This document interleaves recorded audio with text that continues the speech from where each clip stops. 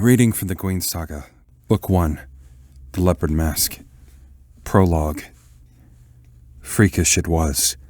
To call it peculiar was to deny the sheer bizarreness of the thing. But there, bizarre too felt short. Freakish was all one could say, though the word hardly described the shock, the terror of seeing it.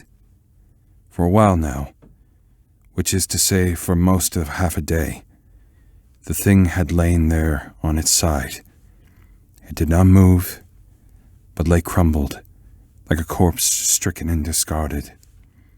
Yet it lived. For now and then, its four limbs that lay stretched out on the ground would shudder, well-developed muscles twitching, as if in seizure. But that was the only sign. The place where it lay was covered in silence that seemed eternal. The stillness was near complete. Evening was close, and the sun had waxed to the gigantic disk that shone with a dull, hard light as it dipped low towards the mountains.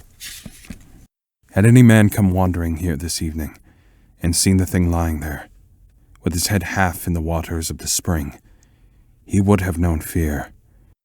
Fear that gripped him and would not let go, that made his legs go weak. Doubts would have raced through his mind. Perhaps he had broken some sacred taboo.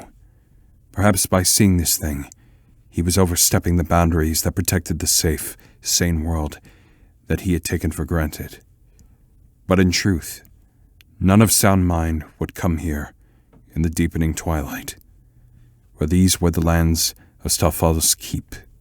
These were the borderlands between the domain of men and the darker regions where darker things ran wild.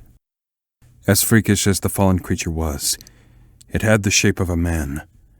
Still, few would venture calling it such.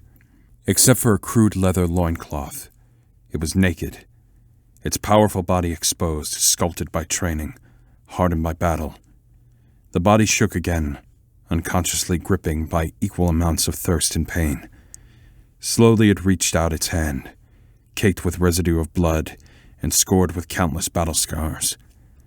Slowly they stretched toward the spring water that gurgled from the ground and spread into a beaconing pool. The creature's hands broke the surface of the spring, palms cupped to scoop out water and lift it, trembling, to the mouth. The thing, or perhaps it was a he, was terribly thirsty, so thirsty that, if he did not drink, he would surely die.